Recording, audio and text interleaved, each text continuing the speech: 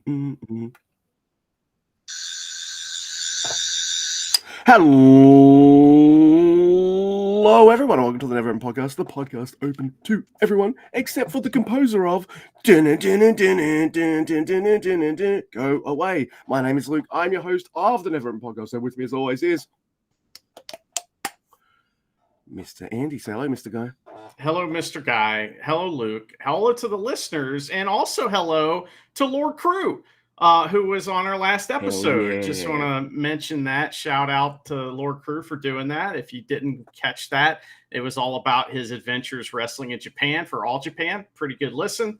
Check that out. It's also on YouTube. But just had to mention that real quick. But I'm excited to talk about Dominion today on the Never Open podcast, as well as all the promises that we've made on Twitter, we're going to keep. So, oh yeah. Also, you trying to be professional? Are you preempting my professionalism with professionalism of your own? I would never do that. All right, good, because it's my turn to do the thing now. It's yeah. All right, lion face, lemon face. That's how it goes, isn't it? Prepare yourself. No, sure. All right. You do that before you start recording, though. So. Oh, shit. Fuck. Sorry, everybody. But there are ways people can contact and interact with us if they wish to. We're on the Tweety. Technically, I'm at Grumpy2EB. Mr. Guy is at Drucifer Tweets. Collectively, we are at NeverOpenPod. If you want to send us a written or voice email, you can do that too. NeverOpenPod at gmail.com. Also, if you got any of that Sasha Banks money, kick it our way. We have merch that'll make you look never as fat. Yeah, so that's also we're on the YouTube. So if you want to see what one of these never as fuck t-shirts looks like, you can see me doing it right now, flexing. Which way's the beach? It's fucking that way. It's like Liger. Yeah. Yeah, so do all that shit. We're on YouTube. Yeah, Never Open Podcast. Boom. Yeah, pretty cool.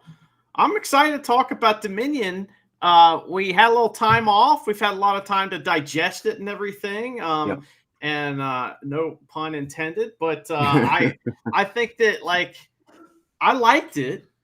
I'm interested to hear your thoughts because I kind of have a weird opinion about this year that I'm not really going to reveal till later, I think. I mean, it'll be, secrets will be revealed tonight. That's already been promised on Twitter, which all things on Twitter are true. So, Luke, what did you think? Just kind of any opening thoughts about the show before we get into some of this stuff? I'd say I like it. I'm not going to say I loved it and loved everything about it. There's a couple moments that bore the shit out of me. There's one moment that I'm like, "Bitch, you for real?" And there's even some things I thought wouldn't quite work that ended up being like, "Oh, wow, I actually really, really like that." So it's a bag, I guess. Interesting. Yeah. Got lots of stuff in it. Okay. Yeah, I definitely feel the mixed bag for sure, but this show took place at Osaka Joe Hall. And, just like usual, we have a few folks that, have volunteered to give us testimonials about what it was like for them when they went to Osaka Joe Hall. And I believe I sent one of those to you from Google Reviews. You did. And it reads like this. The seats are so small that I get economy syndrome after about 2 hours? 1 star. There's a question mark at the end of that, everyone. So it's like, economy syndrome after about 2 hours? So what is economy syndrome? And should it normally take longer or less time? What are they trying to say? Is it because we're dirty paws that we don't know what the fuck economy syndrome is? Maybe that's what it is. It's when you have to sit in the small seats and you get economy syndrome. Man, I've been living with that my whole life. Economy syndrome. Oh my God. Right. I had no idea. I've been diagnosed by this Google reviewer. It's a psychiatrist. Where'd you get my details? You went to Osaka Joe Hall once, right? Oh my God, they got economy syndrome too. She can see it. She knows it. But anyway, Do you have so one? I do. The next one, the other one that we have, it goes like this. It was the worst concert ever, with some people leaving their seats and having had bad manners. It was from Kyushu, but I thought a big venue would be enough. Jizz emoji. Sightseeing in Osaka was fun. 1 star. Oh, sightseeing was great. But so wait, so people stood up to maybe like clap and enjoy the music or something, and he's one of those motherfuckers who's like, "Oi, paid for my seat, sit the fuck down." Oh, that person is too willful as well. Yeah, that's too Definitely willful. too willful Oh, for that fucking guy. killed me. Like, get off your seat and have a dance. You're inconstant. Get out of here. Not as good as the other one. The other one was better, but The other one's kind of like the best of year end of spectacular kind of vibe. yeah, kind of out there. But Luke, they had a new like stage and they had a ramp and all this shit. Tell me, what did Osaka Joe Hall look like? What did you think of it? It looked packed and stacked. Crowd was pretty hot for the whole show. Well, except for one match. Suddenly the fire was doused. But it was quickly reignited by some Never shit. But you know, on the ramp it's supposed to say Dominion. I'm sure it does. I don't think I ever saw the N fully, so it says Domini for most of the show. No. Domino. It's great, man. It looks vast. It looks spacious, but looks packed and stacked as well. It's got a fucking exciting vibe to it. It's a big night, and I'm quite happy for Despy and Ishimori. They get to main event for a crowd like this, man. That's an interesting observation. Just about them main eventing. I can't wait to talk about that and kind of what that means and everything. How often do juniors main event shows like this? Yeah, never. You know, so very interesting. But we did have Chris and Walker Texas Stewart on the call. However, I opted for the Japanese commentary, so you have to fill me in on any funny things they said. So. Oh, that's if I wrote down any funny things they said. But let's go with you first, Mr. Andy. Let's rock and roll. You got it, man. The first match is one that we know what's going to happen, but we got to do it anyway. It's Naito versus Callum Newman, and we got a real obvious story here, that at least the way seems to me. But let's talk about the match first. So Newman, he attacks during Naito's entrance, and like the crowd's like, boo, but triangle, you're gonna lose. Yeah, triangle moonsault. Okay, we respect it, And Naito, he kind of like just weathers a storm and then hits a very clunky looking neck breaker on the apron. And it's not the move that was clunky; it's how they got to the move that was clunky. It was like something right. It was funny. So then Naito takes his jacket off and chokes Newman with it. He does the leg Nelson in the ring, cravat of doom. And then we get a Prince of Pace spot, and it looks absolutely awesome. And like you want the camera shot where it's the hard cam, right? Because when he does that kick, as long as he gets anywhere close, it looks like he's destroying the person, right? But if you get the other camera angle, it's like, it's like spoils the magic a little. So it's like when we got some of those remember we had a string of Ibushi matches where the cameraman was just fucking him over. The Kamigoyos looked so weird, and it was because they had this weird angle, and he was like spoiling the magic. But anyway, they nailed it right here, man. I was loving that. So he does. Callum Newman does the Aussie kick in the corner, and then PK for 2. But we get top rope Rana from Naito. That's more respect, man. And so Newman hits a really great bridging tiger suplex for 2. He hits the Os cutter, but no, it's countered by a counter, which is also countered, and it's Destino. It's over, right? But no, Newman kicks out at 2. Oh my God, But Newman can't stand for another Destino. He tries like some leaning elbows, I call them. So where he's just kind of got nothing. All he had was the kick out. That's all he had left. So, but then he's got one little bit left. He fires up. He hits a tornado kick thingy, but Destino wins, and Destino and Naito wins. And so here's my kind of take on this: is that I think maybe this is a respect thing, right, for Newman. This is going to help him, regardless of what happened here. It was going to help him, and so he's going to like go through the G1, and he won't beat anybody, but he'll be in the same block, and he'll beat Naito, right? That's what's going on here. we're setting up. Man gets only 2 points in tournament, but those 2 points are against one of the top guys, and so who gives a shit? Naito might be champion by then too, so yeah, so probably will be. So yeah. Now I like this. There's a really when Callum takes the Rana from the top rope, I like his bump from that. That looked really nice too. And that bridging double underhook suplex by Callum for 2 was quite nice as well. This is a great fun opener that you knew it was going to happen. And my slow brain was just like, man, Naito's in the opener of Dominion. That's kind of lame.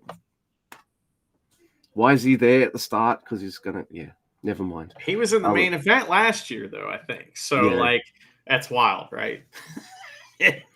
Yeah, absolutely. But if you want the crowd to be hot and kind of like keep a level of hotness, you can't go wrong by starting with a Naito match, I guess. Very true. All right. So next we have a match that for some reason isn't the tag title match. I guess we don't want that. It's too many. I mean, we have to have the stank belt match instead. But it is Zack Sabre Jr., Robbie Eagles, and Kosai Vegeta versus Drill Maloney, Clark Connors, and LJ Cleary. Yeah, good-looking guy. Yeah. Isn't that the group that we mocked for being like, oh, they're just 5 guys of Noah? yes. But Jake Lee's in that group, and there's this is building to like all together now or some shit that's coming up here in a couple days. Absolutely. So that's what we're doing. So, throughout the rest of my notes, I have written down LJ Clearly. So that's what my note says too. Because every single fucking time, man. Cleary. What is Cleary? Cleary is not a word. Clearly. You were trying to say clearly, LJ Clearly. LJ Clearly. You're the best. Yeah. He's very transparent, That's right. Yeah. So, how's this match start? Oh, they're all just standing up, facing each other. And Vegeta's just like, yeah, I got this. Just smacks Connors right in the face. It's all awesome. It's an early power slam by Clark Connors. Driller saves Clark from an early O'Connor roll, which is fucking great because Driller's just like, we're not losing that fucking way again. Get out of here. There are amazing rotating submissions on Clark Connors by every member of TMDK in this match. So Robbie Eagles, Kosai Vegeta, Zack Sabre Jr., they take a limb. Hey, then they swap, and then they rotate, and they rotate on all 4 of his limbs, and every time they twist, Connors is fucking cartoon. It's awesome. It's like Ring Around the Rosie, like merry-go-round of pain, Great, oh shit, yeah, I love that spot so much. Just Driller distracts Robbie, and he gets pounced. I don't. G-flip sounds stupid. The pounce is better. Pounce for life. Driller and Robbie, they just tear it up some more, like they did in their tournament match. There's great selling by Robbie too here. Just Driller looking fucking mean and nasty. Clearly has been slowly pissing. Hey, at least it's an English sounding name I'm fucking up, and not a new Japanese name. So that's fine. True. It's not as offensive, Yeah. Well, if we don't know how to pronounce the names and it's in all Japanese commentary, we kind of bug it. But anyway, we do kind of adequate. I mean, that's all. That's right. Promises. So clearly has been pissing Zack Sabre Jr. off all through the match, just like taking little swipes at him, being a little bitch. And Zack Sabre Jr. He doesn't like it. So he's wailing on Vegeta, and he keeps looking at Zack Sabre Jr. going, ha, ha, ha, and fucking kicking your boy's ass. Zack Sabre Jr. tags in, and it's just like, you're dead, clearly. So LJ, he fires at Zack Sabre Jr. with some great pin attempts, though, but Zack, he turns an ankle lock into a German suplex, and then a Zack driver. 1, 2, 3, Zack Sabre Jr. pins. A guy that definitely isn't as good looking as he is. I mean, I'm a straight dude, so I don't know, but Zack Sabre Jr. over LJ clearly. I mean, yeah, I don't know about the good lookingness, the comeliness of these men. I don't know. But I will say that he was a really good wrestler, and he was a little shit, and I didn't like him. And he said he had "It's a Beautiful Life" on his pants, and I was thinking, "It's a Wonderful Life." Let's give him the Jimmy Stewart gimmick, Mary. I would love that, but it's a Beautiful Life, not "It's a Wonderful Life," so it doesn't work. Somebody died in that window. It's great.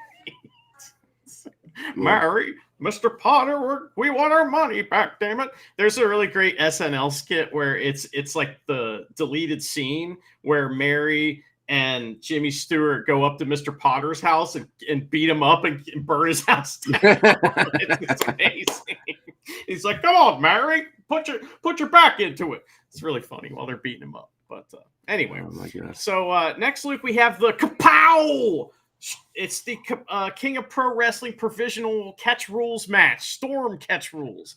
So no strikes, 15-minute time limit, 2 rope breaks or escapes, and if you try a third, you're fucking out of here. You lose, and you're embarrassed. And you have to go hang out with Chumpy in the bus. They're not allowed even in the locker room. So this is great. You have to clean the bus's toilet. That's true too. After Makabe was in there, and that's bad news. So he only poops in the bus toilet too. He won't poop. There's like a restaurant, like he doesn't trust them all. No, it's just like his spot because he knows he can make young boys clean it after him, and he knows like it's clean. Like, and whoever loses this match has to do it too. Yeah, so we just made up that. He enforces that law too. Makabe's law. He walks up. I'm calling that Makabe's law. How's it going in there? I don't know. So we did miss a little story stuff before we talk about this match, where I guess at like some kind of signing, Great-O-Khan showed up and attacked Yuya and like made him bloody and shit, which is great.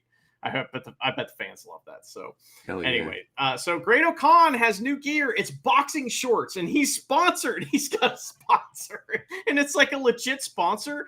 And I thought it was pretty cool. Lemon farm.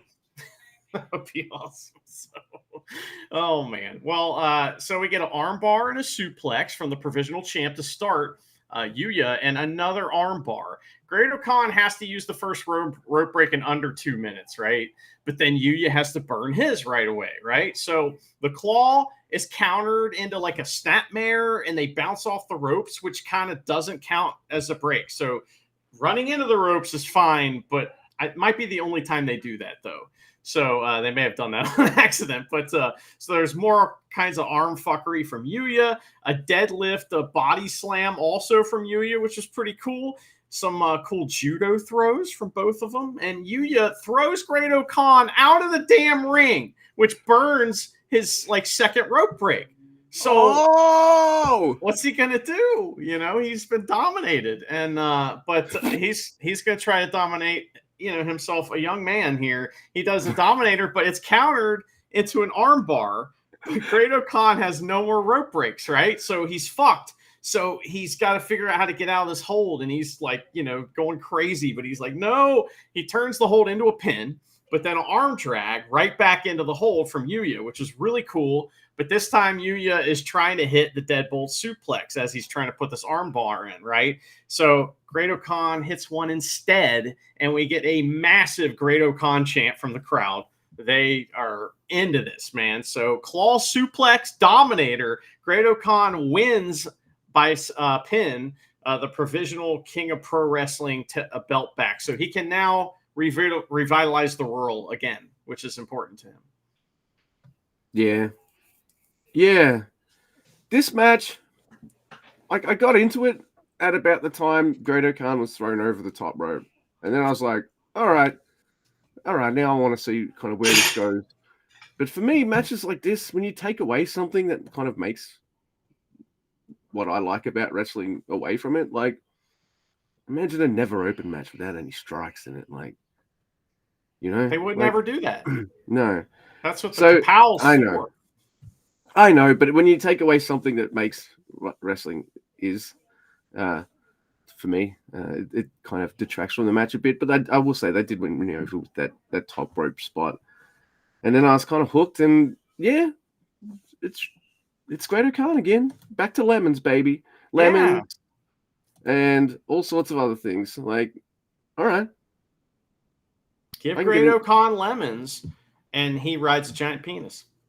That's right. What about a vineyard, like some kind of winery, something like that? What's he gonna do then? Yeah. Look then out. How about he goes to like a place in? Oh my god! Here we go. Fuck. All right, Great Khan.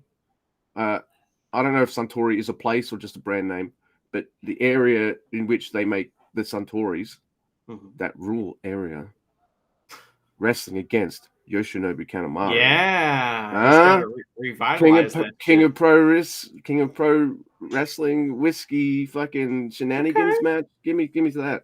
Anyway, we need the drinking competition. You know what I mean? Like that would be great. Chumpy has to ref the drinking competition, and somehow he's got to end up drinking too. Like just somehow you got to make it like so he has to take a drink somehow, and he's like, okay. He finally gets sick of everything they're doing and just says fuck it and has to drink because he's so depressed from having to ref the match. One of the people from House of Torture pours all the fucking whiskeys, right? And Great Khan looks at Chumpy. He's like, "Nah, I don't trust it. You sit first." That's it. Yeah. There you go. You know, but then they pour each other. But then someone from Empire pours Kanemaru's drinks, and Kanemaru's the same. I don't trust this. You Chumpy. So Chumpy's getting blasted. That's it. Yes. There we go. And then you have basically the ref is drunk match is what it would be. Yeah. Oh, okay. I like it. Sign me up. Hey, this is, I mean, you know, that's a good way. I remember one of my guys in Kentucky that I know that's like, you know, been doing wrestling a long time. He said one of the wildest stipulations they ever had was the ref is blindfolded match, which is so funny because, you know, it was like an inverse of the traditional, you know, blindfold match because the crowd was like cheering for the ref, you know, which is like totally fun. Also with the two wrestlers cheating against each other as well, like Hulk style. Yeah, and then you know the crowd's like trying to alert the ref to it, and the ref's like, "Whoa," you know. I mean, imagine that, you know, that can only happen in Kentucky. But, anyway, so next week we have the stank. That's mine. I got this one. Oh, you do? Okay, my bad. I'm sorry. That's all right, man. I was bummed out. I was gonna have to talk about that match too. So. No, that's all right. I'll take this bullet because I did just wait. I wouldn't say waste time. I did just take a bit of time. See, we were doing a best of Super Juniors, and that's like talk about the fucking show. Yeah. Now it's just like, all right, it's a normal show. Loosey goosey, yeah. Yeah, we don't have like we're a little loose tonight because we don't have one show to talk about. That's it. Yeah. And it's not like there's not 500 matches. They're all pretty simple. Here we are, you know. All right, so now we have the stank belt match, or as Bushi would like to call it, the Never Open IWGP World Heavyweight Amazing Awesome titles, because they're the ones he likes the most. It is Hiroshi Tanahashi, Toru Yano, and Boltin Oleg, and they're wrestling against Bushi, Yota Tsuji, and Hiromu Takahashi. Bushi's mask has the Never logo in its teeth, so that's kind of cool. I'll allow that, even though it's for the stank belts. It's not, I mean, are the stank belts really radical? No, we don't really affiliate these two titles, everyone. I'm pointing to the t-shirt I'm wearing. Yeah, we have a Teespring store, by the way. That's what the t-shirt looks like. There's my mother-in-law. They're screaming in the background. They're watching the Traders. July. So, but look at this. Yano, Oleg, and Tana, they have matching jackets. Yay! Yoda and Tanahashi have a cheer off. President Tanahashi loses.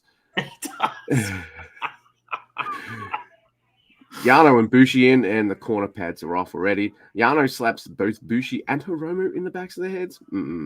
That's not on. So they beat the shit out of him. There's awesome gut wrenches on Yota Tsuji of all the people in this match by Boltin Oleg, which is even fucking awesome. Really cool. Oleg even has like a face breaker in the corner by Yoda's going to do the face breaker thing in the corner, but Bolton's like, nah, has him scouted, but no, not for long. If he misses one curb stomp, he's got like 1,001 different ways to hit that fucking move. You're getting stomped, motherfucker, and he does. There's a Falcon Arrow on Oleg for 2. Yano gets booed by stopping Yoda from gene blasting Tanahashi as well.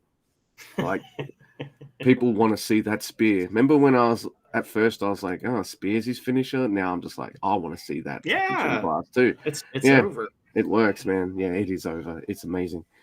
So Yoda, he rolls out of a high fly flow gene blaster though, new champs, and Bushi is crying. He's ecstatic. He's shedding tears of ecstasy. He now has his favorite title. He's now champs for the first time with Hiromu Takahashi. He's never because they've never even been junior champions, these two. Can you believe that? Yeah. You'd think Hiromu would have done that with with Bushi at least once. It's one record he hasn't broken, I guess. And hey, it's not a bad start for Yota Tsuji. And who doesn't want to see, like, I know these two, maybe not Bushi, but Yoda and Hiromu, maybe they're too good for the stank belts. But LIJ tag matches are fucking awesome. And they've got the titles, and they're going to make those title matches gnarly. So I'm into it. But rather than get straight into the next feud, I guess Boltin Oleg, not being a young lion anymore, gets to call his fucking shot and get a rematch. What? I don't know. Seems like he approached Tsuji. Maybe I missed the part where he was like, "Is it okay, Mr. President?" Maybe I missed that part. Well, the president had just gotten pinned and his jeans had been blasted all over the ring. So he wasn't saying shit. No. You know, he wasn't given permission for nothing. Looks like Randy after Cream Freeze, yeah. Boltin Oleg wanted a handshake from Tsuji after the match, and Tsuji's like, "No, fuck you." And the match was really good. I think one thing that was criminally undersold in your review is how upset Tanahashi was with the crowd when they cheered Tsuji louder. He was so play the sad Hulk music, man. Like, oh my god! You know that thing on the internet where it'll be like a person's face and then they're dark. You know, and it's like they're sad all of a sudden. That's like what happened to Tanahashi in live, like in vivo. It was wild. So. And it was at that moment he realized, all right, I'm going to start pushing House of Torture more, motherfuckers. I'm joining them. That would be fun. He can pull off purple really well, but fuck yeah. Evil would never allow that. No. All right, Luke, one of the matches we were looking forward to next is the IWGP TV title match. There's a 15-minute time limit on these matches, and the challenger is Ishii versus Jeff Cobb. And we know this is going to be awesome, right? So they got it. Like, these two are like, well, we got to do good, but we got to do great, right? We can't just do good. And that's one thing that you like kind of expect from both these guys in singles matches, no matter who it's against. But when it's against, you get two of those guys in the ring at the same time, you get some magic, right? God. So Ishii is furious, of course, like from the bat. He is so mad. I don't know what he's mad at, but he's angry. He's going to take it out. I was banging on his cage. You ready to wrestle? So we get the really fast Never style shit that we're expecting right away. They run the ropes and drop down, leapfrog, splash from Cobb, who then goes surfing on Ishii. Ishii tries a suplex, but he can't get it. So shoulder tackle, and Ishii's down. Cobb no-sells chops and asks for more. Big mistake, man. You know, but he pushes Ishii into the corner. And as Ishii's coming out of the corner, Cobb comes flying in with an uppercut, and it looks really cool, man. In a way that's like, ouch. And so Kenta Sato is terrified. So he rushes in and he starts checking on, Ishii, and Ishii gets up and hits a vertical suplex just to show everybody stalling style on Jeff Cobb. He's fine. All right. So that was amazing. So they hit up the super fast reversals, and Cobb throws Ishii all over the goddamn place with German suplexes, and that was great. We get a superplex, but Ishii fires up and he hits a German suplex of his own for a big double down. They both hit more monster suplexes and lariats on each other, and then headbutts and a standing moonsault for 2 from Cobb. The tour is countered by 2 huge lariats. Then Cobb kicks out at 1 after the second lariat and hits that ground lariat thing. And then Ishii kicks out at 1, right? So it's just madness. Big forearm. Cobb goes down, sliding D for 2 from Ishii. Then more big reversals, and Cobb hits a drop kick. They're both just trying to put this match away, though. They're both just going for big moves. F5000, and Cobb tries the tour. But this turns into big strikes, and then Ishii hits a Hurricane Rana on Jeff Cobb. Yeah, if I had $1 do for every Hurricane Rana I've seen Ishii do, I don't think I'd have $5 redos. Man, it was awesome. It was so fun. And like, what a cool, it was the high spot of the match too. Great stuff, man. They really did a good job. So he gets a huge lariat after the Rana, but Cobb kicks out and the fans are stomping their feet after that, man. So it's like, this is literally the highest point of the match. Cobb hits the Tor and wins. Like, that match was whoop. It was very well done. I really enjoyed it. Fucking A. This match was all, whoop. Full stop. Exclamation mark. I thought this match was fucking gnarly. It's a Never style match. Like, if I can't have a Marty ref one of these matches, all right, Kenta Sato would be next. And he makes me chuckle a couple times. Actually, he makes me chuckle and cheers me up while Ishii freaks me the fuck out a couple times in this match. I'm like, holy shit, Ishii. And Kenta Sato's rushing and going, Jesus Christ, Ishii, you okay? And then Ishii just gets up. And I'm like, oh, looks like if he can fool Kenta Sato, I don't feel so bad, you know. So that's like, wow. If he told you he was injured, I'm not even sure I'd believe you. Like, that's the guy who cried injured right there. Like, that's too good selling. Holy shit.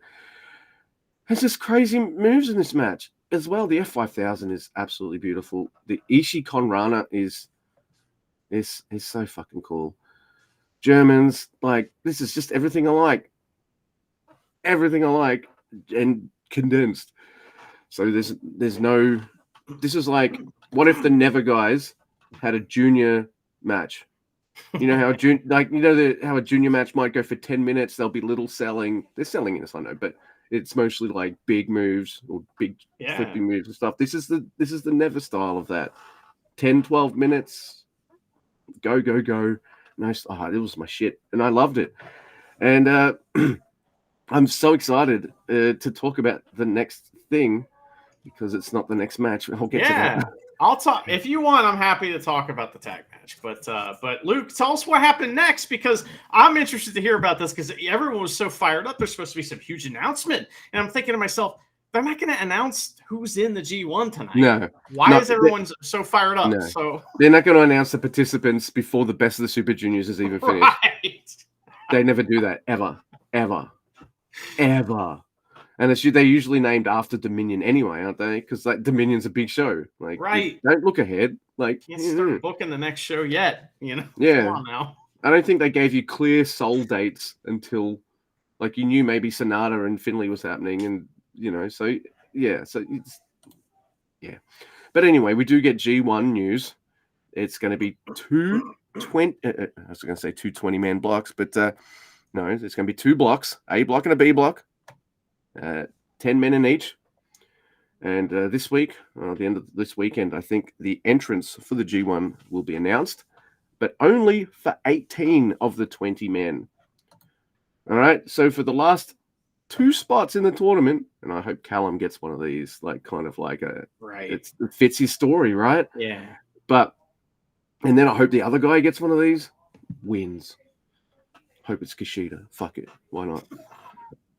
Man, I'd love to. The G1, get out of here. I know, but I just loved his. Yeah. So the last 2 spots, there will be a mini tournament to see who will be in the tournament for the G1. And you can do all sorts of things. Like you can have a couple of these matches at Forbidden Door or something or anything like that. Like, you know, like anything you want.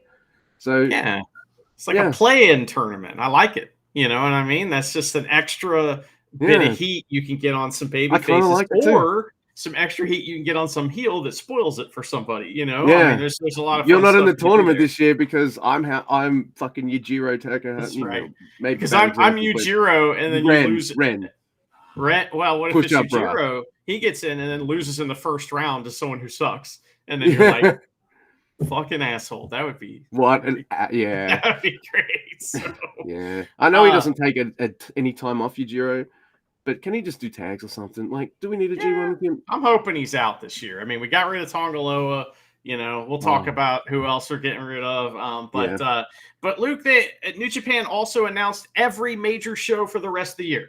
So including Wrestle Kingdom. It's going to be on the 4th. Holy shit. I couldn't believe it. But it's so that they can like, announce all the venues and stuff and people can buy tickets, right? This is for the fans in Japan. Of course.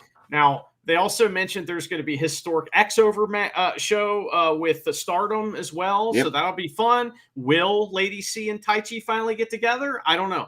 Are they too much the same person? It's a question for the sages to ponder that we will answer probably later on this year with that. So that was kind of the highlights for me. Would Viva Van be on the card? She's not in Stardom. She's in CMLL and AEW or ROH now. I don't give a fuck who she signed with. I want her on the card, and I want her. Yeah. Okay. So she could tag with Desperado, right? That'd be cool. Yeah. I like that. So that's right. All right.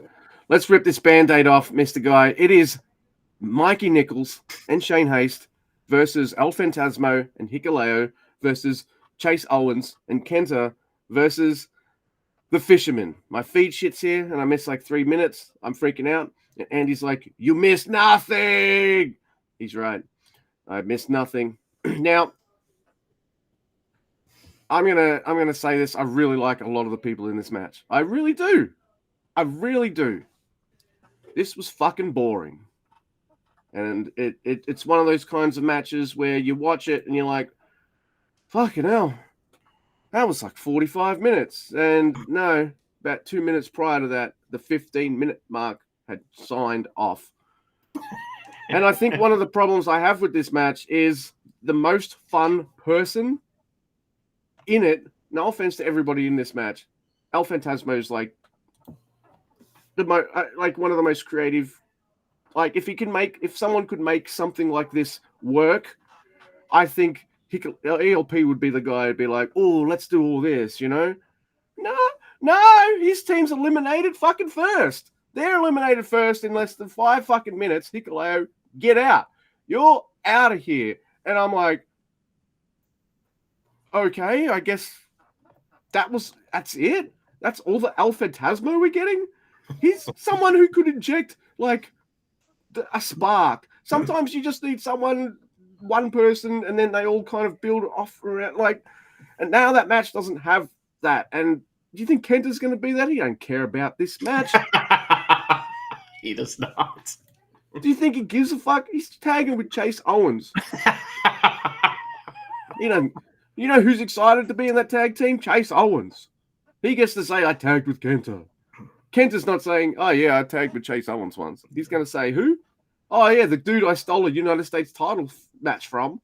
Yeah, that guy. Remember that? That was fucking awesome, by the way. I love you, Kenta." So he's in fucking low effort as well. Mikey and Shane, they're trying, man. The Fishermen, they're fishermen. They sure are wrestlers. And then Chase and Kenta, they get eliminated next, and I'm just like, are we just doing this just to put the double belts back on the Fishermen? What are we doing here? That's what I thought. That's what I thought too, because all that kind of stuff. But the one thing I am happy they do, and it also ties in with the one thing I'm really not happy they do, is I like that my boys, the TMDK Aussie boys, are now the IWGP World Heavyweight Tag Team Champions of New Japan Pro Wrestling after pinning the motherfucking Fishermen. But you know what I'm not happy with? I'm not happy they're the fucking strong title champions. Yeah. Why are you uniting these belts? Hey, strong belts, we don't need you. Yeah. Fuck them off. You don't have enough tag teams for the one tag team titles. So fucking piss them off. You don't need. So I don't like that they're together again, but I do like seeing TMDK draped in gold. I'm happy for the boys. All I have to say is, though, this match did not work, and I thought it was boring. I'm sorry. You don't have to be sorry. It had a lot of reffing this. It had a lot of problems. Even Chumpy couldn't save us, Once the drama with Hikuleo started, the match just absolutely shit the bed. And like what happens is that ELP and Hikuleo get eliminated. Well, they start arguing on the ramp. Cool. Argue a little bit and leave. But no, they have like a full like 5-minute thing on that, which is distracting from the guys in the ring. And the guys in the ring are trying not to do anything cool because they don't want to distract with what's going on the apron or on the ramp. So everyone's just kind of like grabbing a hold, looking at each other like, what the fuck do we do? You know, and something got fucked up. I don't know what happened, but the rest of the match was like, wow. And it really got boring. There's also tons of parts in this match where you can't see anyone except for two people that are in the ring. Where's everyone else? Like, they're not even like fighting each other. They're pulling a Roman Reigns in the Rumble or whatever. They're just laying somewhere. And it's like, what is happening? This match, something went wrong. It was not good. Look, not good. I wasn't expecting this to be my favorite match of all time, but I wasn't expecting it to be a full-on clunker either. Yeah. I haven't had a full-on clunker in a long time. In a while, yeah. It's like not normal. So, and as soon as you see any kind of sparks between like ELP and Hikuleo, I don't know about you, but my brain immediately went, "Oh well, Hikuleo's off to WWE to see his brothers. I mean, if they took the shit one in, they're going to take the tall one, right?" If they rehired motherfucking Tongaloa. Yeah. You know, they chose Tongaloa originally over Tama Tonga to be in the W. Oh my god. That company is so dumb. Too rich to fucking fail. Fuck me. But hey, I would have, if Luke, you have to take two of them. I would have taken Tama Tonga and Hikuleo, like, if I had to, you know, and oh no, then we would have been, so I guess WWE's doing me a solid taking Tongaloa, and they're doing, I guess, you a solid and taking Hikuleo. It's where it's going, right? I would assume so. I mean, like, as soon as you saw that, you were just like, Hikuleo's leaving, man. These brothers are gone. Right, which is fine. I've never been a big fan of his. It's just like I just never thought he really fit in on the same level as a lot of the guys that are in New Japan, and that's most wrestlers. So that's not really saying somebody is bad, because I would say most wrestlers, in my opinion, don't like measure up to Shingo and guys like that. That's just the way it is. But some people do, and those are the guys that I want to watch wrestle. You know what I mean? Just my opinion. I get it. But also he was involved in a lot of stuff storyline wise that I hated, including the fucking tag belts. Can't stand this tag belts. I don't like the tag belts ever. There was like one brief shining moment when we had some really fun Aussie Open shit going on with the tag belts, and then and now we're back to this stuff, and it's like I just feel bad because God and the new God or whatever, both of them were always involved in those storylines that I just hated. And so I feel like part of my criticism of them is not fair because they got stuck the real stank belts, which are the tag belts, you know. I want something cool for El Phantasmo next. I'm not expecting him to win the G1 or anything like that. I wouldn't say no, but I don't know, have him fucking pin one of the champions in the G1 or something, any of them, you know. Just not one of the Bullet Club guys, because I've had enough of ELP feuding with Bullet Club. ELP Sonata, maybe if Sonata wins that, I don't know, man. I want to see something cool, cool and singles from ELP next. Yeah, I mean, this is good for him, right? And I have a feeling he's going to make a good run in the G1 this year. He's finally going to come out as, you know, a singles wrestler basically, and be legit. So I'd be fun if he turned back heel too. I wouldn't be mad about that at all. So but what was your favorite Hikuleo match that we saw? Like, I mean, that's the one that sticks out in my head as the Jay White match, right? That was because that's also the match before we realized, all right, Jay, not only did Jay mega put him over, he pretty much, like, they did all the things that Hikuleo must have looked at that match. We've talked about this and thought, everything I did in that match really worked. And then his Kenta match was pretty much identical, wasn't it? Which was like a week or two later. And so he kind of stuck to what works rather than like what works isn't the same every time. You know, you got to mix it up a bit. But the Jay White match, it was his best match, I think. It was awesome, Yeah. and I would say that he helped carry the Strong brand when it was like Black It Hole did. days and stuff. And I mean, I'm not sitting here trying to shit on Hikuleo. He just was never my favorite wrestler, so I'm Yeah. not really sad to see him go necessarily. I think that spot in the G1 could be filled by someone that I like a little more. Hopefully, it will be. But Luke, well, why don't you take this next match? Because I didn't want to get the TV title match and the Nevers match. That's not fair. Oh, bless you. All right, so let's do it. It is the Never Open title match, which stands for, everyone. Can you remember? I haven't written this down, and I'm referring to it. It is the New Blood Evolution Returnal and Radical. Yep, I'm not fixing that. How you pronounce it? That's right.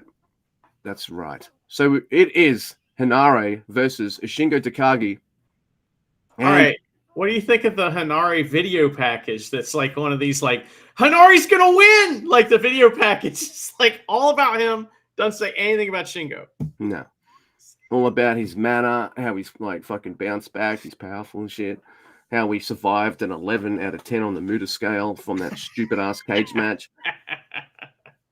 Oh my goodness. Oh man, look, I'm just so happy not only to see him, but for New Japan to be like, hey, welcome back. Here's a Never title shot on Dominion. Like, I know it's not, you know what I mean. And this is not quite like what I love about this match is, hey, they must have looked at Ishii versus Cobb and they're like, hey, these guys just charged each other like fucking straight away and just went like that. Maybe let's start this one a little different and do it a different style. And they do. They don't fucking charge right away. It's just straight to grappling in the corner. And Shingo fires the first shot with the loud chop. And it's like, okay. And Shingo just starts punching him. And Hinare's just like leaning in with his head. And Shingo sells his hand. Because Hinare's got like the hard head. And oh my God. Hinare, he's cheeky. He goes for that high knee again. And he's caught. Fucking thud. It's a better landing than the first one, but maybe not as gnarly as the first one, if that makes sense. It didn't look as unexpected. Like the last time, it was like, "Oh, we're doing this. Oh, okay." Yeah, this time absolutely. It was like, we're doing this. Yeah. Pretty so yeah. Whereas the first one may have looked a little better, I think I might maybe appreciate this one a little more. Oh my goodness! Shingo hits then Shingo hits out like that fake out DDT. There's a rampage attempt. Shingo's like nah, and he does the huh? Yeah, I'm gonna do the DDT instead. But then Hinare hits rampage. There's lots of trading. It's just incredible, and like Hinare hits the Streets of Rage. He can't make the cover. Hinare's like exposing his knee. And he fucking gets it. The high knee up in there. There's like a fart. He doesn't do this that often, but you know he can. Shingo can do it works for Made in Japan or Last of the Dragon. In this case, it's Last of the Dragon. He can do one where it's like, and then do, like lots of effort. And then he can just be like, nah, fuck you. Bang, lightning fast. That's just like that. He does that to fucking Hinare. I'm like, all right, they're both down. It was the Made in Japan for that. Oh, was it? My apologies. Yeah. You're good. So it's amazing. It is violent, but it feels like they've both got a kind of methodical violence on each other. They know what they want to do to each other, and they do it to each other. If it doesn't work, beat the other guy up or withstand their blast. You can do it again. Just wear them down, wear and tear. These. Have you seen Gattaca? Yeah. When Ethan Hawke says, I won because I'm not leaving any for swim home? That's these two motherfuckers right here. They're not leaving anything for the swim home. That movie's amazing, by the way. And I'm into it. I'm into the point where I'm like, all right, I'm invested. Let's go. And then, man, Chumpy's even the ref, and I haven't even mentioned him yet. Like, see, and then both men are down. And I'm not thinking too much of it at the start of the count because I'm like, all right, they're getting a breather because they've just beat the shit out of each other. All right, let's go. And 10. What? Wait, what? I don't fucking like that ending. And I know you're going to say some. Look, I know they're going to have another match at the Soul Tour. It's fine. The feud is continuing. I don't mind that. But I was just like, Hanare winning at the Soul Tour, it's cool.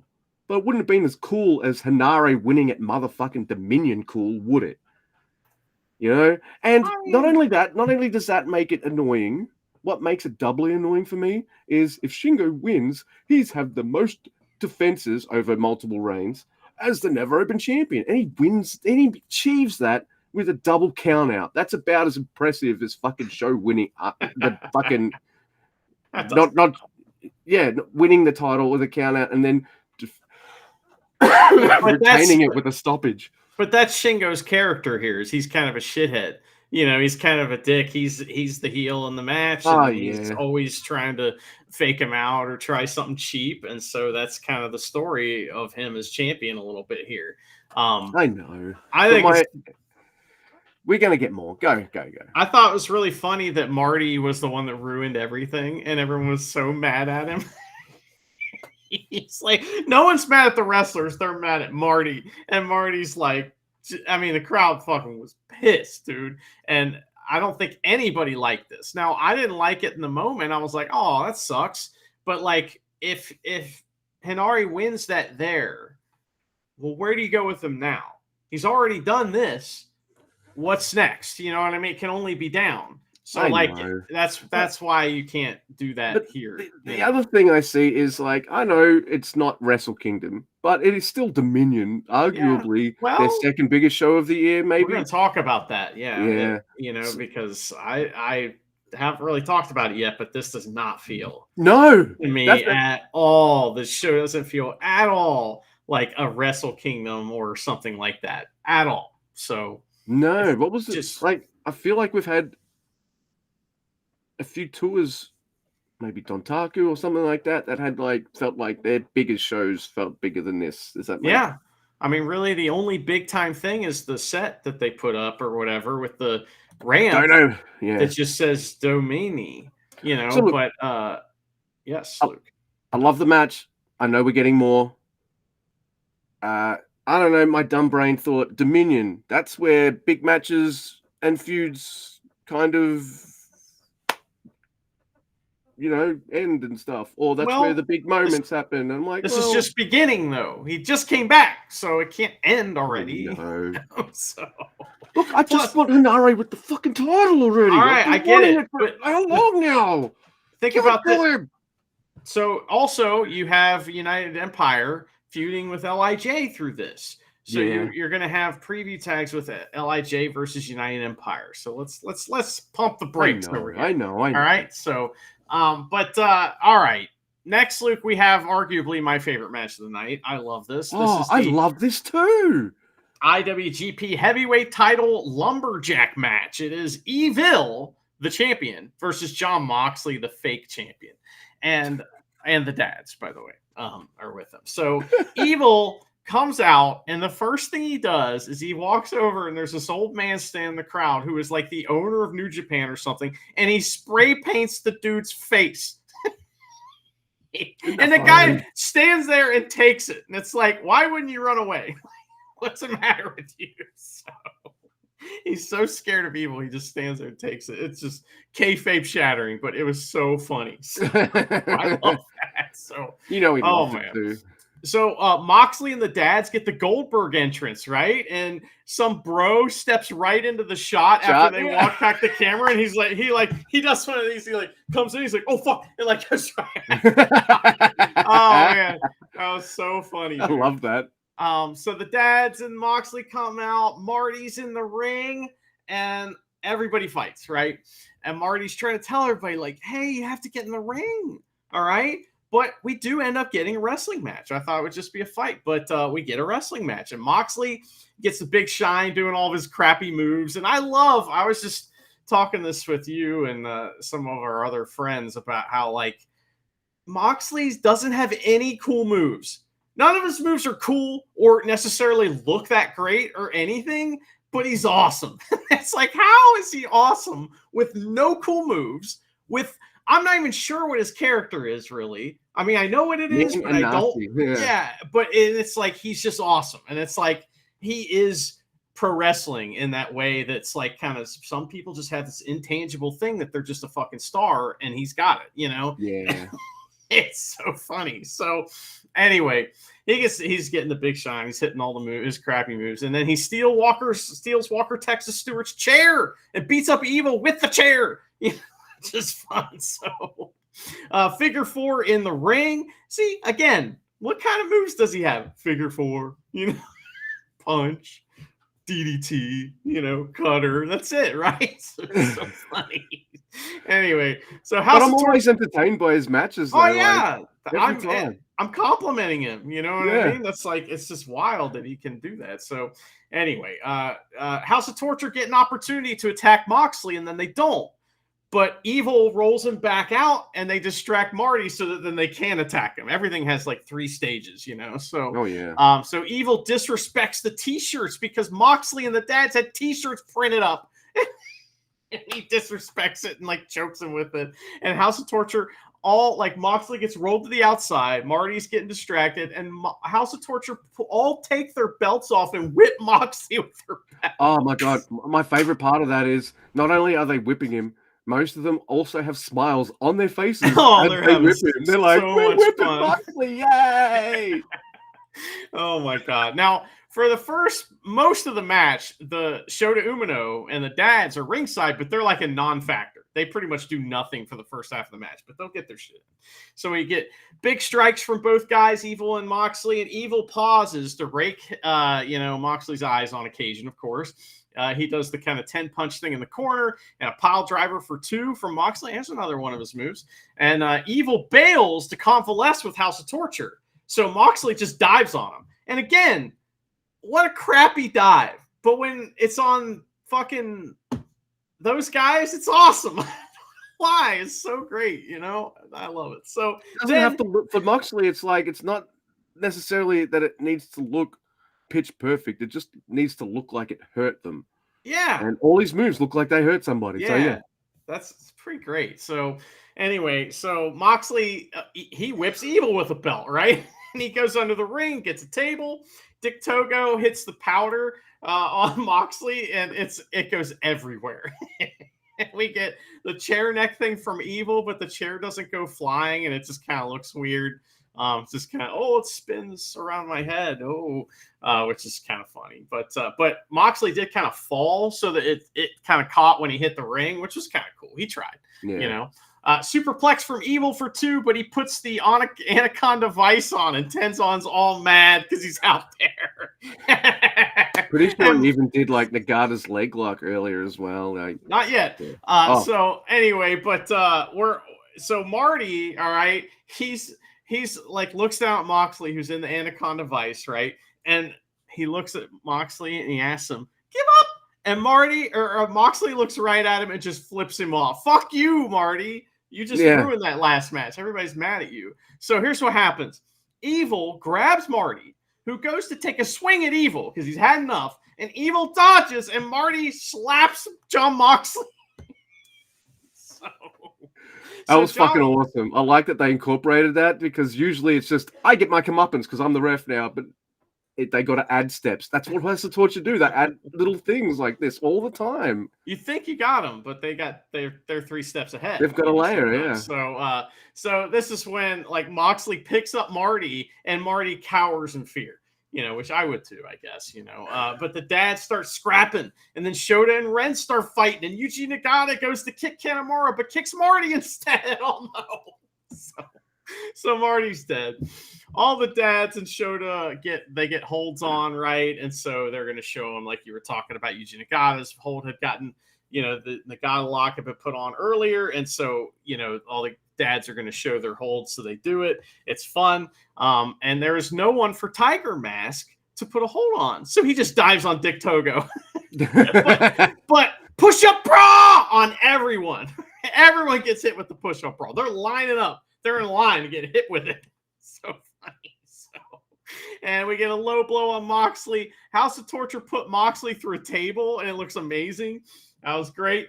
Death Rider from Evil, and Marty is somehow still alive, but Moxley kicks out. Oh my God. Everything is Lunatic Fringe. And Moxley goes under the ring, gets the barbed wire bat. Now listen, I hope that thing was made of fucking rubber because he was hitting people with it. And I was like, whoa, dude, stop hitting people. He was hitting people with the damn bats. So he does push-up bra to the fucking, he uses the barbed wire bat to destroy the push-up bra. Get it out of here. Push-up bra, or then we got, he hits a bat. I don't see what's happening here. So Moxley actually hits Ren with it. All right. Then we get a Death Rider on the bat, and Moxley wins. There was some other bat shenanigans in there that my notes don't make any sense. But I thought the bat was cool, but he was really hitting people with it. People get whacked with it. I don't know why you got to hit people with it for real, bro. But he's crazy. So I'm watching this match. I'm like, how's this going to work? Like, I don't know. They chalk and cheese, these two guys, right? Evil and John Moxley. And then I just laughed the whole time in a good way. You know, like it was just, I laughed myself silly. And not only that, there was really good wrestling moves and really gnarly spots in it too. So I was laughing and I was having a good time watching like awesome wrestling moves, creative spots like the ducking Marty slap and whacking Moxley in the fucking face was amazing. And what I liked about it is Mox was game for all of it. Yeah, let's do all the House of Torture shenanigans and stuff. Let's go. He might have this kind of like face, but backstage he's probably like, yeah, man, let's do all this stuff. That's fucking cool. Let's go. Oh, and then I'll hit you with the bat. I just imagine them always giggling and poking each other, you know. So, like kind of like when we imagined Hiromu drawing on himself and him and Sho writing on himself with their fucking. Does the poop look good? You know, that's so funny. Is it big enough? Will the fans see it? Well, after the match, Moxley gets on the mic and he says anytime, any place with the word fucking in there a bunch of times. And he asks, who will the challenger be? Everybody tranquilo. It's Naito versus Moxley at Forbidden Door. Some Mark yells at him to get on the microphone because there's some Yankee Doodles in this crowd that need to fuck off. They were assholes, and you could tell they were Yankee Doodles, and they were not representing our country very well, which, I mean, to be fair, they probably were actually representing what our country's like. But, you know, maybe tone it down a little bit. But what do you think? So we got Moxley losing the title then to Naito, main event at Forbidden Door? I'm into it. Yeah. Hey, this is like maybe the first Forbidden Door show that we're watching where one of the main titles could actually change hands. Let's do it. Yeah, that's a big step. I think it's great. At first, I was like, "Who the fuck's going to challenge?" And then Naito comes out. I'm like, "Of course he did. He opened the show, the title match. Of course." And I'm into it, and I like the story too. He's like, "Hey, you took this title away from New Japan. I'm going to be the one to bring it back." And I'm like, "All right, that's a bit facey and all that. I'm in. I like it. Let's do it." Yeah, it'll be fun. I'm sure we'll get a table or two or something like that, but it won't be anything crazy. Although Naito likes to bleed too, so he's real good at bleeding. So we could get some blood. All I can say, Moxley, is protect your neck. Yeah. Oh man, I kind of want to hear that now. All right. So here we go. I mean, I had more notes for the previous match, but here we are. We're at the main event. It is the finals of the Best of the Super Juniors. It is Taiji Ishimori versus El Desperado. It is a match where, like, on paper, you know it's going to be amazing. It is. And you also know Despy's probably winning because Sho's the champion. We hope so. I mean, but you never know, man. You never know. All right. Help me out with this, man. I've got more for towards the end of this match. Can you help us out with the start? Yeah. So, well, first of all, it's just awesome. Because this is a big match, and the crowd's fucking into this, and they are making this feel like a big deal.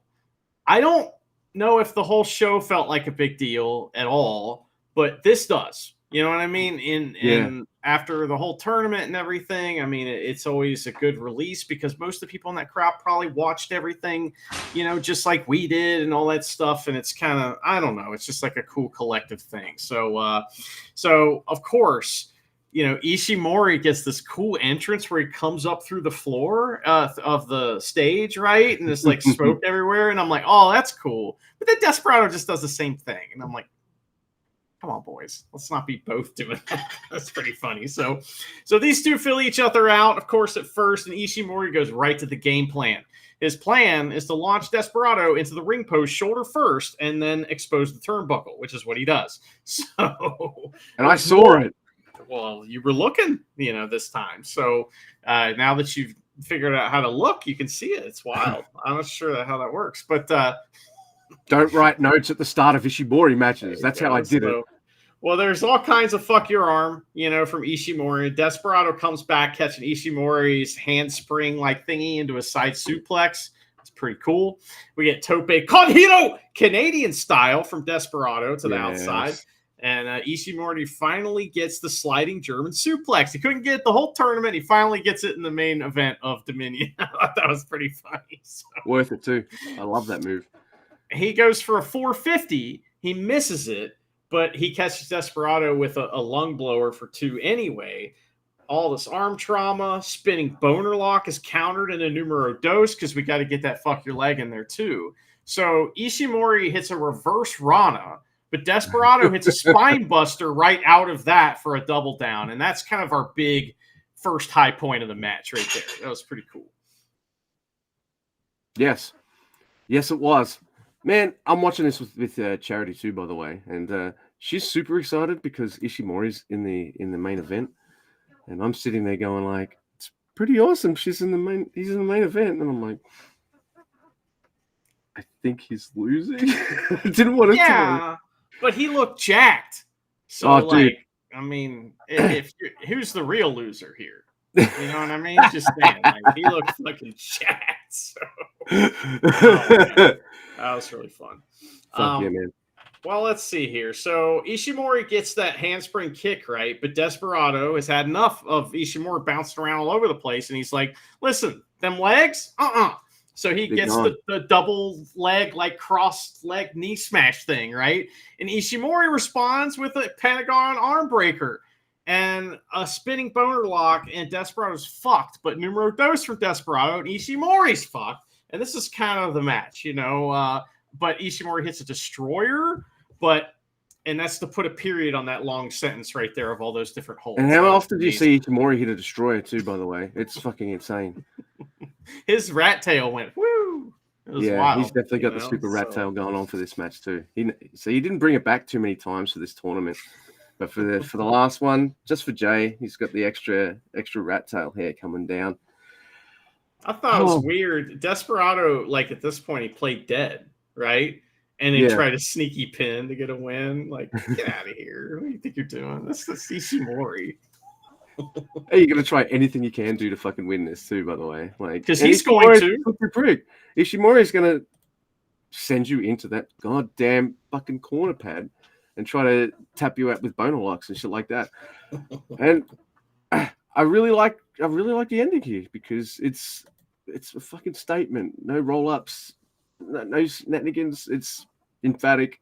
Fucking pinche loco for the 3.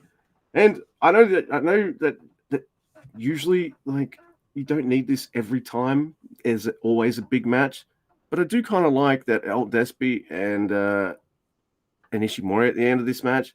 They just do a quick little fist bump. Nothing serious. Yeah. They don't hug or nothing. But they're like, dude, we just crushed it at Dominion in the main event. How cool is that? Fist bump. Done. And they're both really cool guys, regardless of what's going on. They're going to be cool guys. But just to get into the finish a little more, there was a big spot in there, too, that happened because you said it. Ishimori's been fucking throwing him into that exposed turnbuckle the whole match. And in order for Desperado, he pushed Ishimori into the exposed turnbuckle at the end, and that's how he gets the J Driller, then the Pinche Loco, and finally wins. And the crowd was like, fuck yes. That was amazing. They were stomping their feet. They went nuts. Thank you, sir. I was quite exhausted by the time the show finished, and I pretty much just it was tired. chilled and watched this match with Charity. But this was How dare you? amazing. It was kind of like a clinic as well. Like this is the final of the best of the Super Juniors. It's two of your best juniors doing the best shit.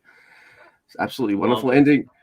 So can I say that even though I kind of knew Despy was probably winning this, I don't know. It was someone new, someone who's never won it before.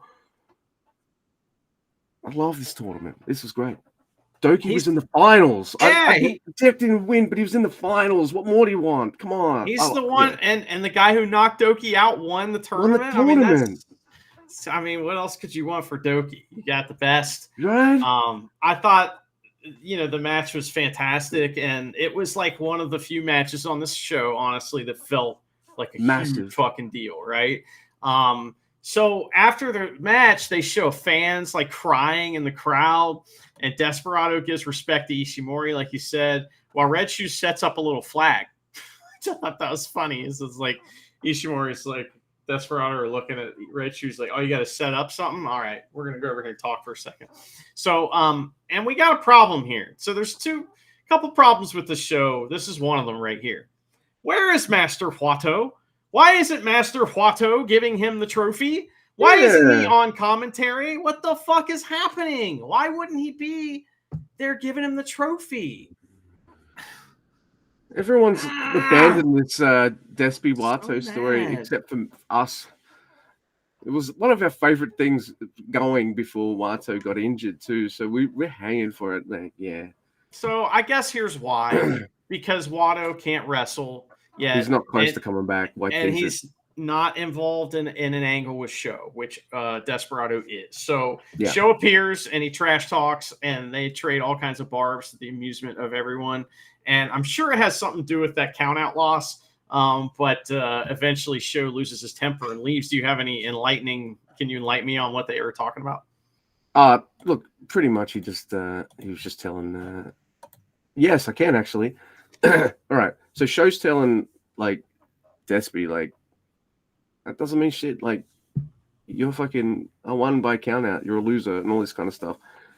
And Despy's like, they're having a back and forth, and Despy's and the fans, it's like that kind of thing where you back the heel into a corner and they agree to something they might not have necessarily wanted to, and he's agreed to a cage match. That's what it was. And I think Ian and I were just like, cage match already?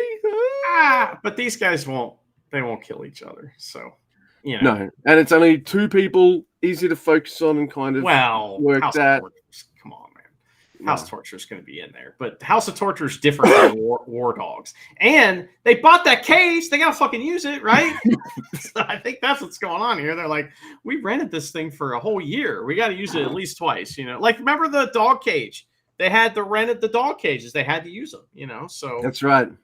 We don't have to take these back for another tour. Well, we could take it back and get the rest of our money. Nah, we'll just put Yano and Evil back in cages again. Stuff. So here's my whole soliloquy about this show. Is that most of it felt like it was good. It wasn't bad. I mean, there was one match that was real bad, which was happens, but. I just felt like it didn't feel like the second biggest show of the year at all. And I'm not saying that's a bad thing necessarily. I just, it didn't, I don't know. It didn't have that feel. It felt like a wrestling Don Taco or something like that. It felt like something like that more than it felt like, this big deal. So I don't know if that's bad or not. I don't know what that is, but I think one of the problems that we got, no Tai Chi. So that's a big problem this show has. Why wasn't Tai Chi in the main event? Yeah, just for guys are kind of stealing out.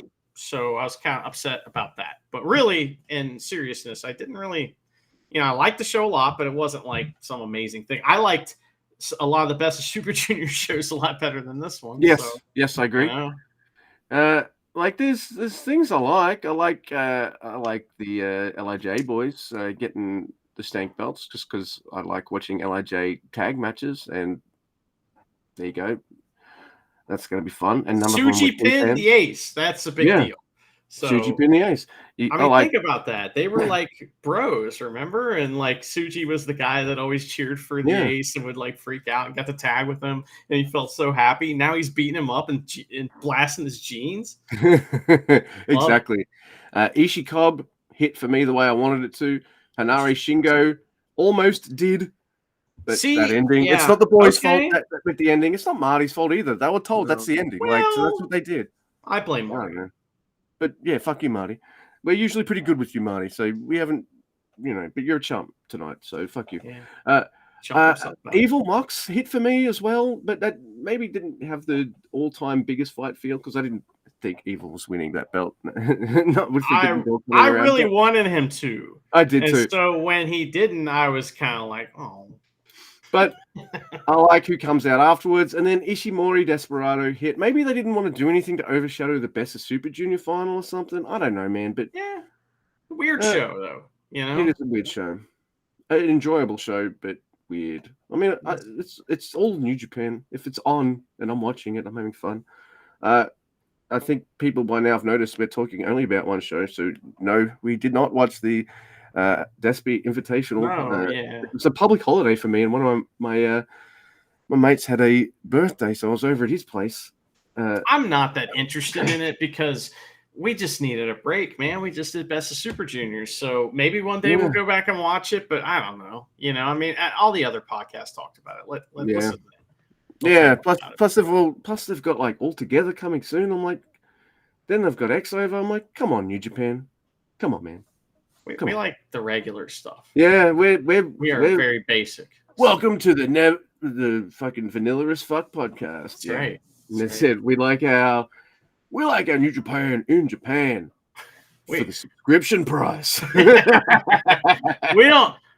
We won't even put vanilla bean in our vanilla. That's too far. You know what I mean? Just regular vanilla, processed. So that's right. It's adequate and regular, but vanilla ice cream with nothing on it. But Luke, they announced like all of those shit for this giant Soul show, the very first one. So the first night of the Soul Tour is like a massive show, or that has all kinds of shit going on with it. It's going to be at a place, so we'll talk about that place when we get there. But Hokai Kita Yell. There you go. Yell. I like a place that's called Yell. I like Yell. In Hokai Kita Yell. But you're right. Unfortunately, they have it listed backwards. So the main event will be the IWGP Junior Heavyweight Tag Team, Singles Cage Match. Show versus El Desperado. That's it. So I'm pretty sure it is a cage match. I'm gonna look stupid if it's not, but I'm pretty sure that's what they were. There's going to be some kind of match. It says cage match. I'm reading it off the website. Are you reading it? Oh yeah. I thought you would be too. Wilma destroyed my glasses, and that's my excuse for everything now. By the way, Wilma destroyed my. She did, but I never wear them on the podcast anyway. Never mind. Yeah. Yes. So that's going to be cool. Despy's got to win, right? I would hope so, but we'll see what happens. Maybe Master Watto will do a run-in, but we'll see what happens. But also, Luke, we have another match, Sonata versus David Finlay for the Global Championship. Why? But okay. It's one of those matches where I'm like, is it the right time for that match? Because I'd kind of like to see Sonata with the gold. But David Finlay only just got that gold when they hot-shotted it off him to give Nemeth a little run so they could sell tickets. And now can't do a draw there, so it's like you feel like Sonata's going to win that, but all right, he needs something to do, and here we go, and then he can feud with Bullet Club. So just 5 guys versus Bullet Club, okay, I'm in. Yeah. We also have the Never Openweight Championship rematch, Hanare versus Shingo, which will be, I mean, if they do it again, that would be really funny. Do another count out. So. I guess, like, with all the talk of soul and mana and all this kind of stuff, maybe it's the soul tour is going to happen. I just want to call us for one episode the Never Hanare podcast, and it's like legit. Yeah. No gimmicks, no bullshit. He's the champ. We don't do bullshits or gimmicks here anyway, so we would never. But also, Luke, the junior heavyweight title tag team match TMDK versus looking Bullet forward Club. to this. Yeah, that'll be fun. Kosai Vegeta getting some gold, maybe. With the fact that the heavyweight tag team got those titles makes me think that the junior heavyweight tag team is going to win those titles. But, somebody's got to do something. Like, Bullet Club's got to get cut down the size a little bit at some point. Otherwise, they're just dominant, So this is good. And if and the bonus of that is, like, Clark's going to come to all the tours. Like, he loves, but Robbie's a busy man. Maybe if he wins the title, we'd see him more in Japan. That's true. That's true. There's also Stank Belt Championship rematch. Which we don't need to talk about. And then, oh my God, why? Teton is back. Oh, Naito and Teton versus Taka Michinoku and Yuya Uemura. Oh, okay. But we know where that's going. Yeah. And then we've got like, all right. It's Yoshihashi and Goto. Oh man, really, Shooter? You can't. Yeah. Hanging out with nerds. Hanging out with nerds.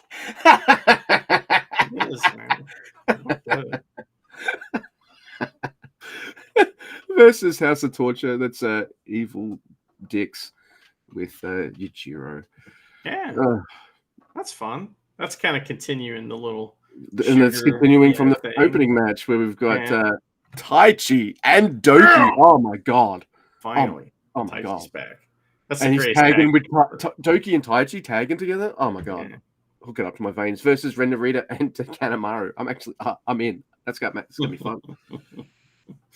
And okay, so this next match, and this is the first match of the night. Oh well, no, it's like there's also another one. Okay, another match we're having is it's Bread, it's Ishii, it's the two young lions, the most recent ones, and then Hanma versus United Empire. So it's like all the United Empire boys, and Great Okan's there.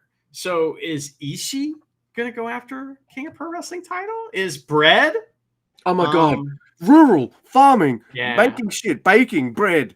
Oh my God. King of Pro Wrestling bread challenge. Gimme. I would love that. Yeah. So, and then the other thing is that kickoff match. Don't call it that. It's a pre-show match. And it is the Young Lion debut match. The two Young Lions, their names are Masatora Yasuda and Daiki Nagai. So they look like young lions. They sure do. Yep. And we will get progressively better at pronouncing their names the more we see them. I'm fucking pumped. I don't know about you, but when I see a match like that, I'm fucking pumped. Yeah. Because it's the first time you see them in this kind of, It makes me think about other guys that are still out there too. Like Oscar Lube. What's that do for you? Broken arm young lion still out there somewhere with his arm broken. But we also have, Riho Aiwa and Noah. So there's still guys out there and they can come back. They're coming for Japan. Oh, my God. I just, I really want something like that coming soon. Other big news in wrestling, of course, Gabe Kidd has a GHC title match coming up this weekend as well, which is kind of cool.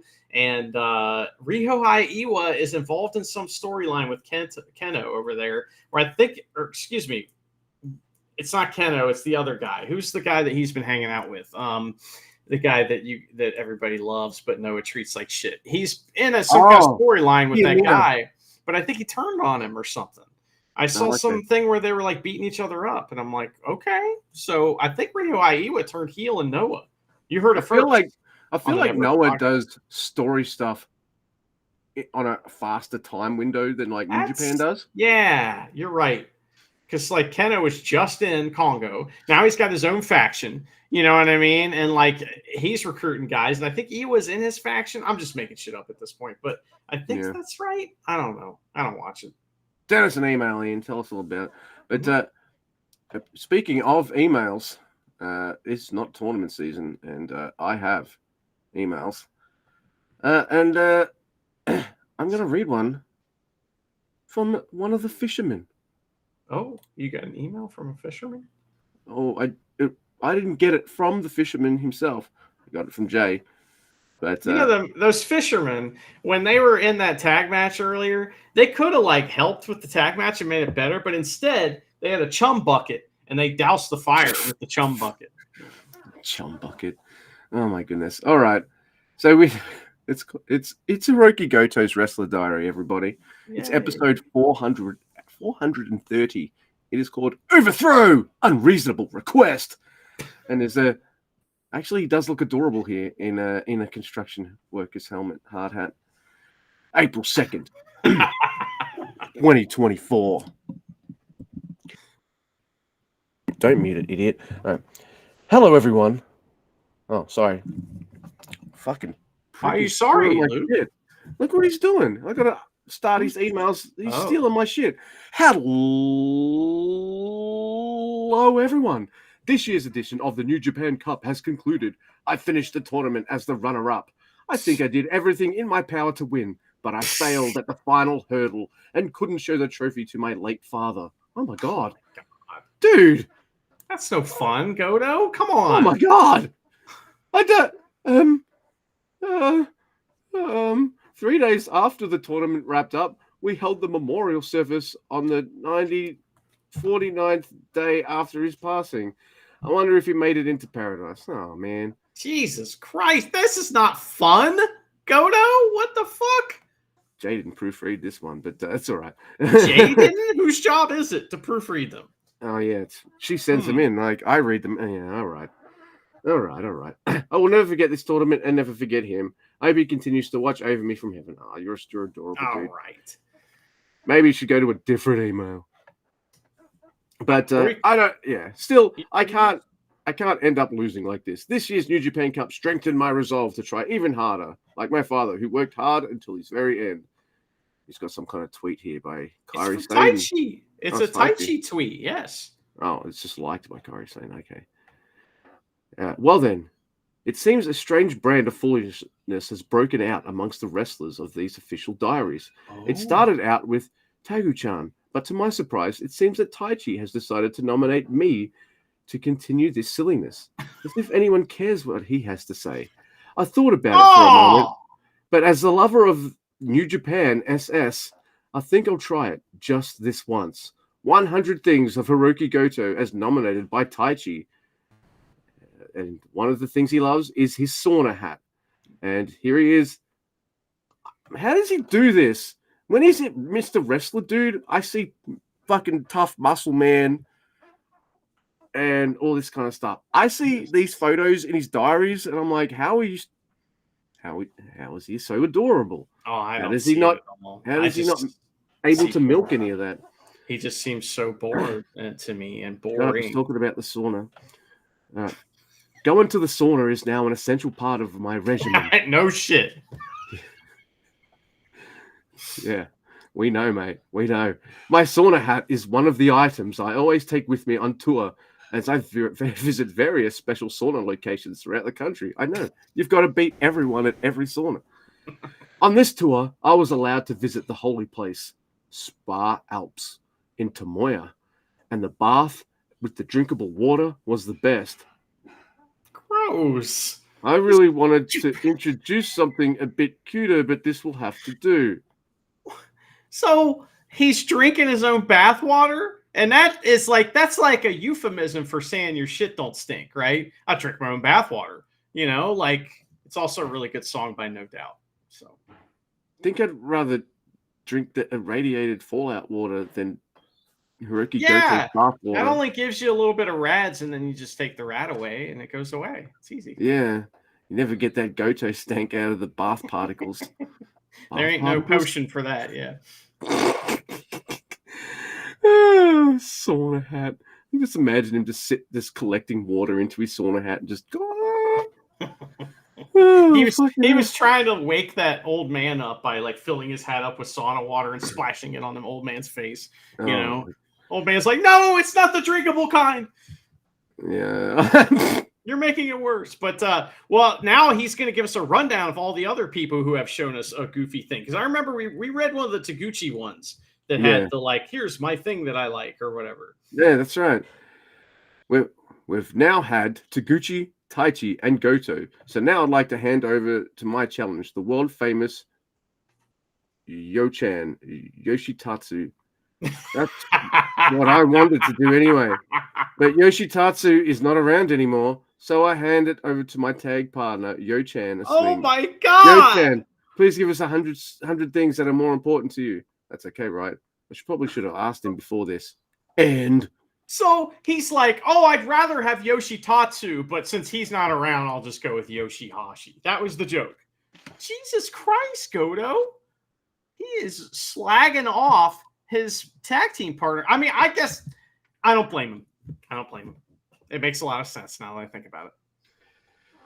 Yeah, well, I hope Yoshihashi swaps out his energy drinks for drinkable bathwater.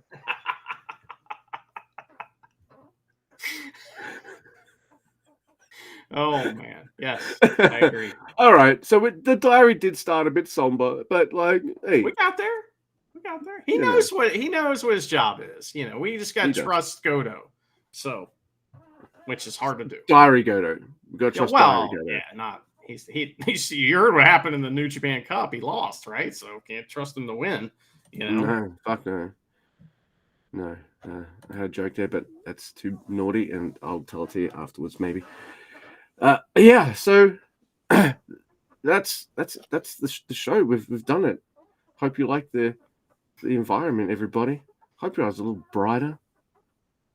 Yeah, to those watching on YouTube, Luke did a background. So yeah, and he did a squeaky chair too. I'm back on the squeaky chair, so yeah. No one's missed that fucking thing. I know I haven't. It wasn't until like we started recording and I was like, hello, and I'm moving around. I was like, oh shit, that's a creak. Throw it in the dumpster. That's right. Can't even. A dumpster is a giant bin, like a giant one. It's one that's so big you could fit Show in there like 30 times. Which is where he belongs. You know how they do those fucking statistic things, and they're like, "Hey, you could this thing is as big as fucking 30 of whatever your biggest 30 Madison Square Gardens." Blah blah blah. It's like that. Jay White, he sold that place out. Remember? Yeah, I remember that. Just saying that was like the amount of like overness that was enough to fill 100. Well, they haven't put him on the Forbidden Door show card yet. So you don't want to sell that fucking place out. Come on, man. It's not even just saying. Like... I don't even think a card has been mentioned for it either. I don't think. I think they're going to keep them away from it. Yeah, he's the greatest wrestler in the world, and they signed him so he could run around and call people bitches. It's like, okay. He's getting opportunities to have matches, but I think like. I think he just wanted a lighter schedule, and he's getting it. So he's got it all right. It's just I don't know, man. I can't imagine that. Do you reckon he's doing a AEW version of Nakamura going to WWE? Yeah, absolutely. And I don't blame him at all. I blame AEW for not giving him anything to do, and but that's why I don't watch it. Is because of stuff like this just would make me way too mad. I'd be like, "What the fuck is happening?" Our Never Champion's going to be on it very soon because they're going for the Owen Cup. I think that's pretty cool. Yeah, and if Shingo will win at least one or two of the tournament matches, and then maybe not win the final. But they're not. He's not there just to job out instantly. Otherwise, I'll be mad because you know what that's like. But unless Mr. Guy has anything that he'd like to add.